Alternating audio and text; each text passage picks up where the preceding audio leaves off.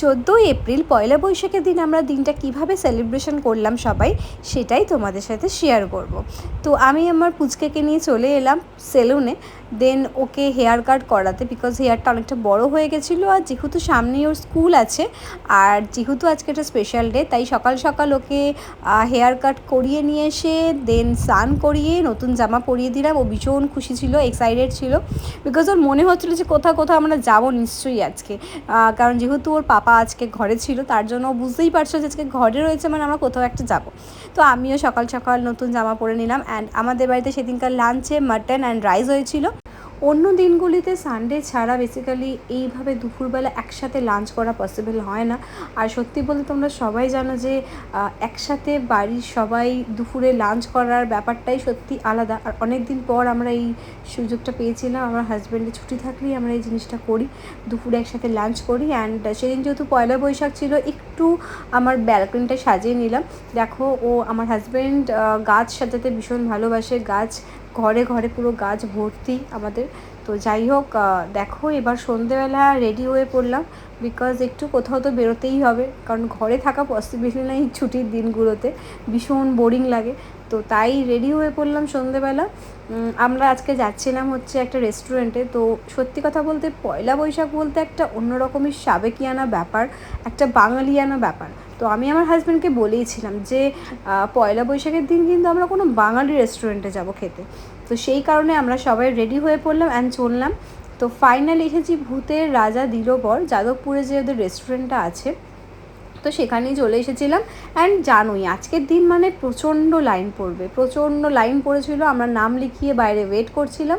And আমার ছেলে এখন থেকেই বাইক চালাতে শিখে গেছে, তো ও জাস্ট ট্রাই করছিল।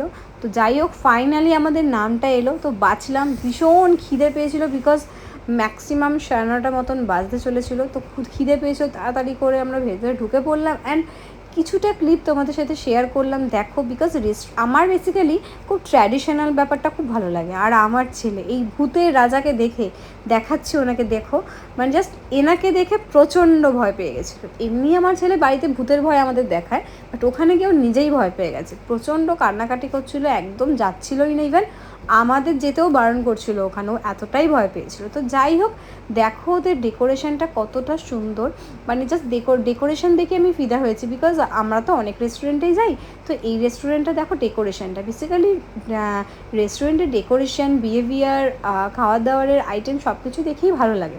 তো যাই হোক, আমাদেরও ভীষণ ভালো লেগেছিলো। অনেক দিন ধরে ভেবেছিলাম যে ভূতের রাজাতে যাবো করে যাওয়া হয় না, তো সেই কারণে তো চলেই গেলাম। আর প্রত্যেকটা বছর আমরা পয়লা বৈশাখে কোনো না কোনো বাঙালি রেস্টুরেন্ট যাই। তো ফাইনালি এখানে চলে গেলাম, দেখতেই পাচ্ছ। দেখো ডেকোরেশনটা কতটা সুন্দর ওদের, মানে জাস্ট কী বলবো, ট্র্যাডিশনাল ব্যাপারটা অন্যরকমই হয়।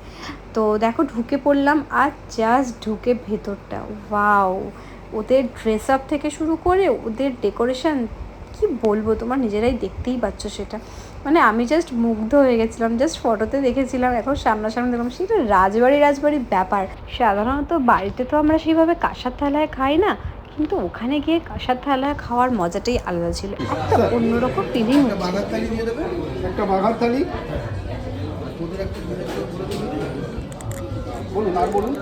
তারপর সব থালিগুলোর নাম, বাগার থালি, ভূতের থালি, সে কত রকম নাম সব। মানে আমরা যে মুভিটা দেখেছিলাম ভূতের রাজা দিল বর, সেখানে যে চরিত্রগুলো ছিল, সেই চরিত্রগুলো এক একটা খাবারের নাম, সেটা তো আরও একটা অন্যরকম ব্যাপার।